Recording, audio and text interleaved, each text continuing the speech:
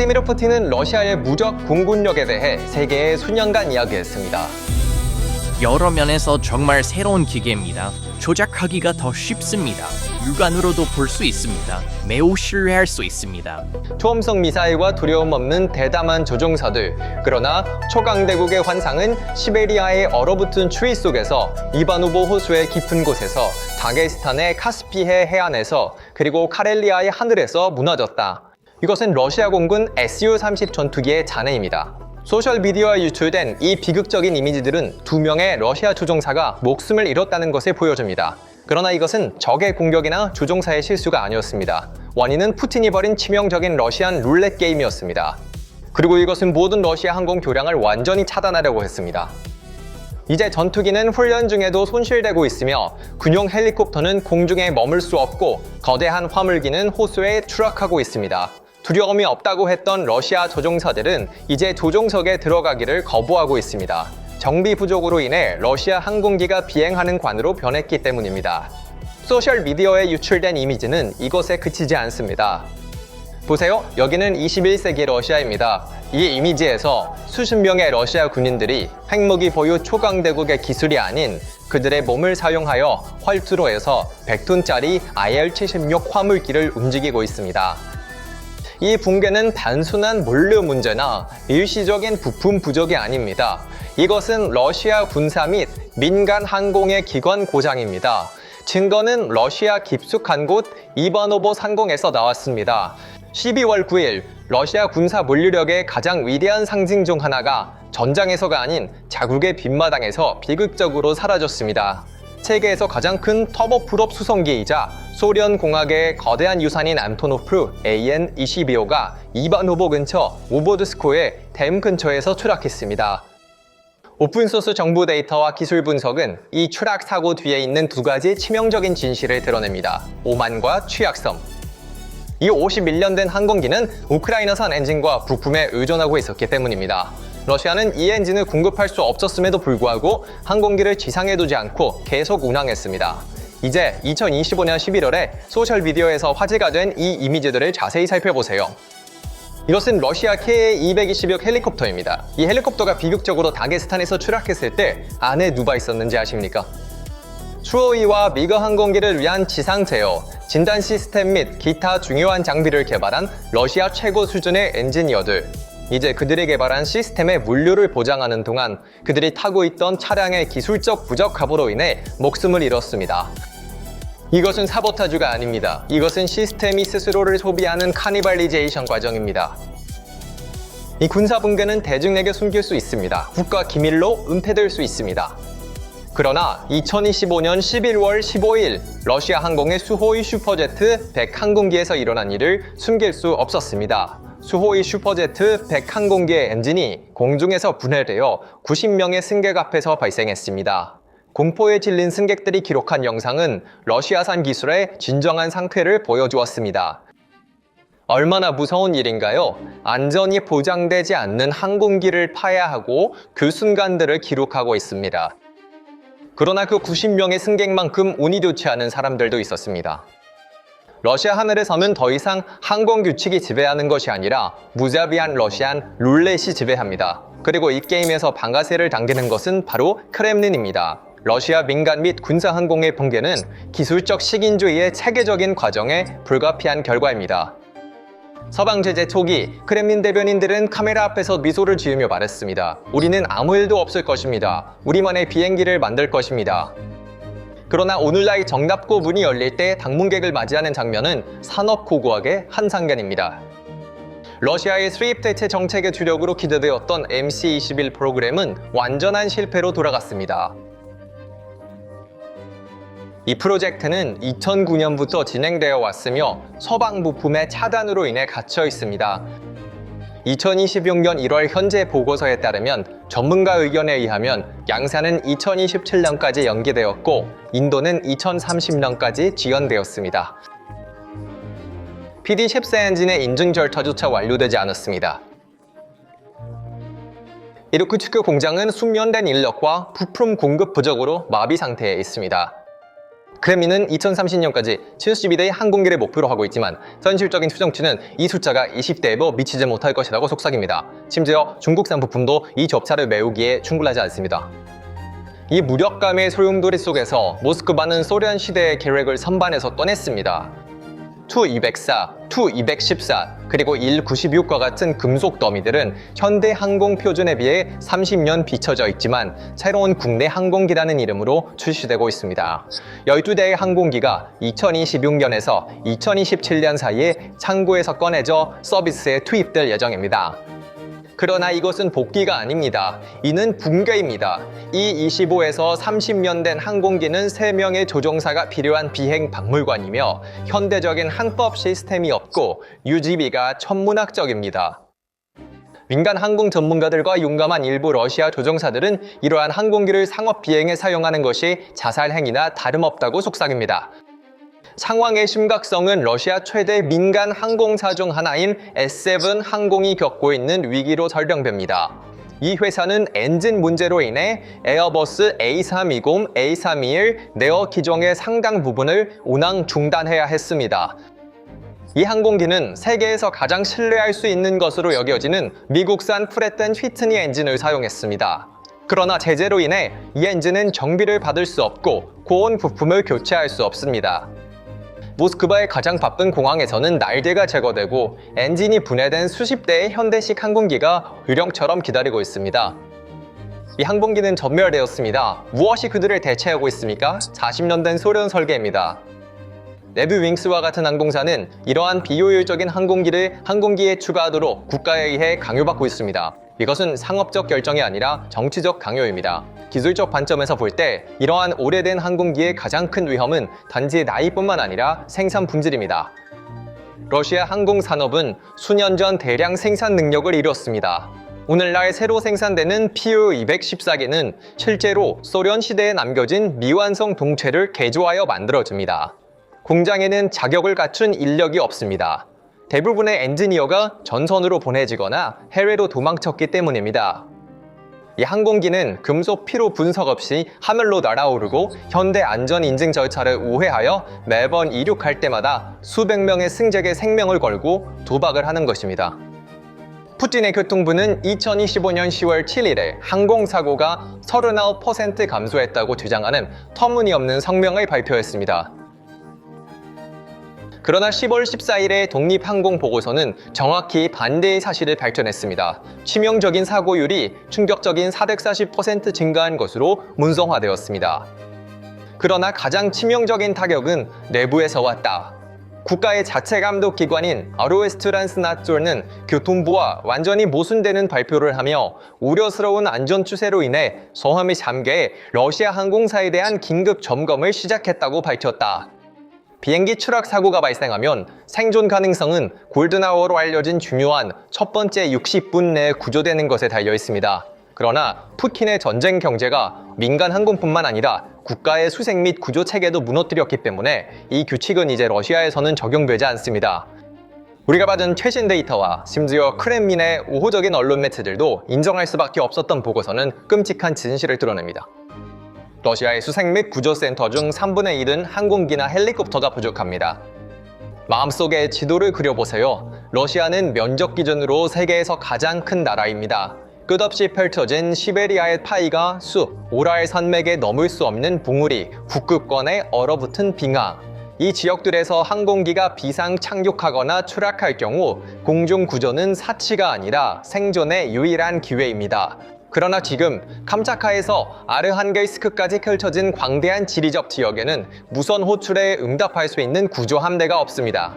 이 지역들은 사실상 항공 지도에서 접근 금지 구역이 되었습니다.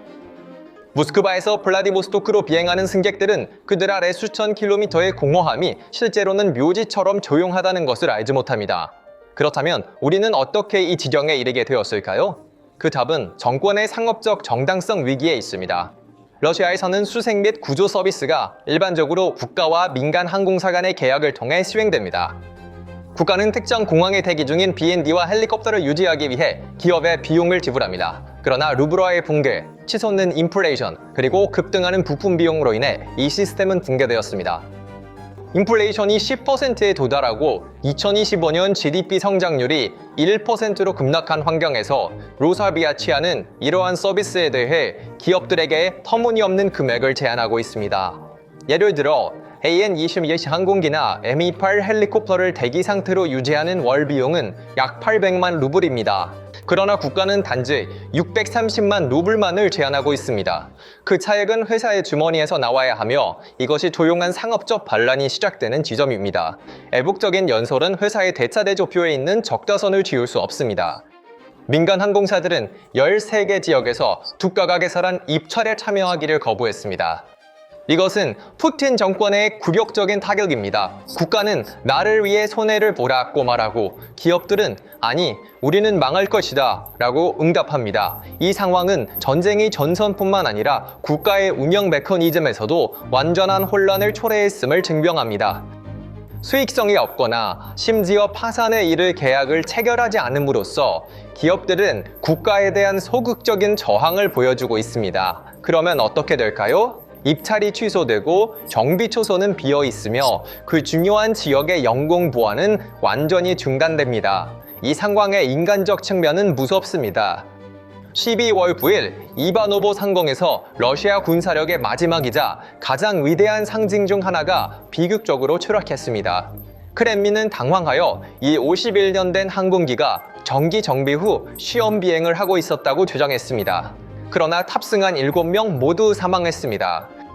그 사람들이 죽은 이유는 구조팀이 그들에게 도달할 수 없어서가 아니라 구조팀이 오지 않았기 때문입니다. 이 민간 항공의 붕괴와 수색 및 구조 시스템의 실패는 단순한 기술적 부실로 읽혀질 수 없습니다. 이는 블라디미르 푸틴과 러시아 국민 간의 암묵적인 사회개혁의 파기입니다. 푸틴의 25년 통치의 근본적인 약속은 간단했습니다. 정치적 충성을 주면 안전, 그리고 현대적인 생활 수준을 주겠다. 하지만 오늘날 하늘을 올려다보는 모든 러시아 시민은 이 계약이 파괴되었음을 본다. 국가의 가장 근본적인 의무, 즉 시민을 생존시키고 위험시 구출하는 기능이 지정학적 야망을 위해 희생되었습니다. 이 상황은 러시아의 강대국 지위가 무너졌다는 전략적 지표입니다. 자국의 우주 프로그램 명들을 안전하게 맞이할 수조차 없는 초강대국을 상상해보세요. 러시아의 자랑인 로스코스모스는 시베리아 초원에 착륙한 우주 비행사를 구출할 장비를 갖춘 구조팀을 찾는데 어려움을 겪고 있습니다. 사람을 우주로 보낼 수 있지만 지구에서 그들을 구출할 헬리콥터를 감당할 수 없는 국가는 초강대국이 아니라 핵무기를 가진 실패한 국가입니다. 2025년까지 외국인 관광객 수가 40% 감소한 것은 러시아가 정치적으로 뿐만 아니라 물리적으로도 세계와 단절되어 있음을 증명합니다. 화물 교통량이 2021년에 비해 79% 감소했습니다. 구형 항공기는 현대 화물 운송에 적합하지 않습니다. 이는 수입과 수출을 마비시키고 인플레이션을 부추깁니다. 2025년에 여객 수송이 2019년 수준보다 13% 낮은 상태로 남아있고 2026년에 이 감소가 심화되면 국가가 물리적으로 분열될 위험이 있습니다. 전략적 관점에서 볼 때 이 항공 위기는 러시아의 영토 보전도 위협합니다. 러시아는 철도와 항공로로 연결된 군도 국가와 같습니다. 비행기가 이륙할 수 없거나 비행이 너무 위험해지면 블라디보스토크와 모스크바 간의 연결이 끊어집니다. 모스크바의 권위는 비행기가 착륙할 수 없는 곳에서 끝난다. 화물 운송 중단은 러시아의 산업 현대화를 지연시키고 소비자 시장을 축소시켰습니다.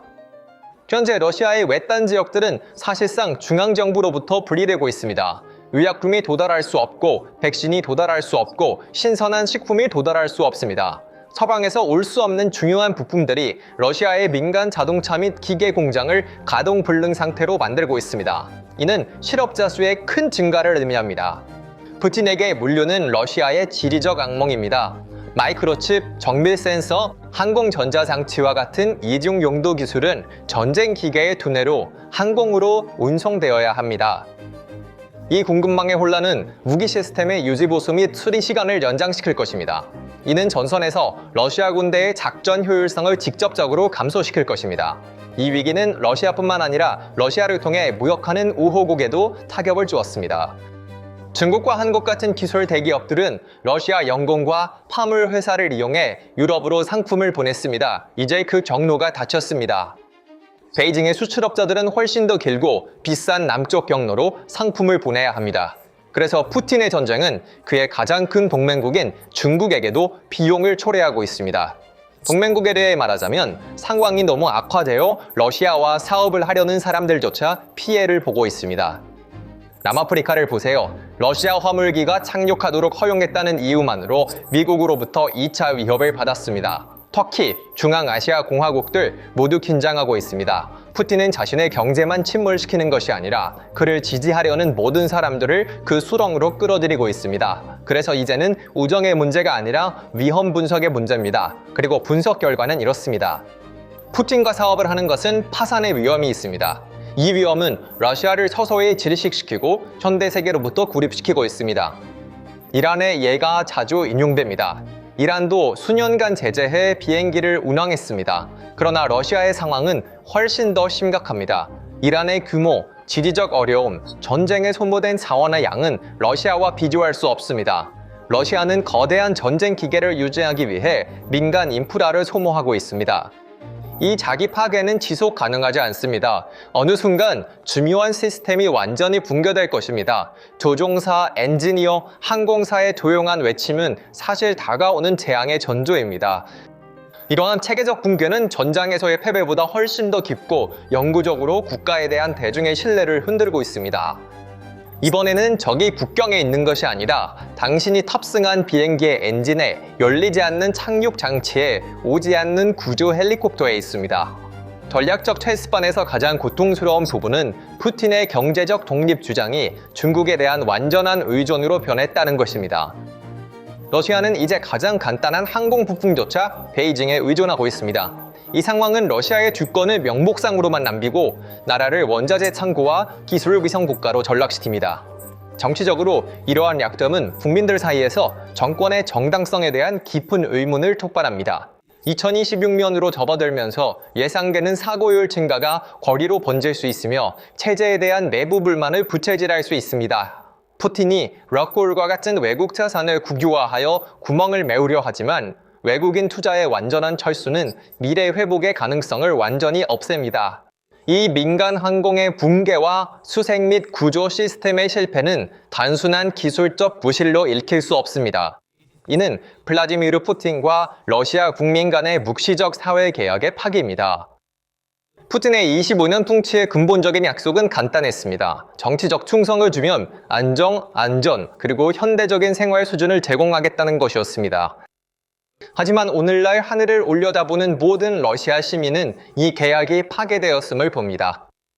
국가의 가장 근본적인 의무, 즉 시민을 생존시키고 위험시 구출하는 기능이 지정학적 야망을 위해 희생되었습니다.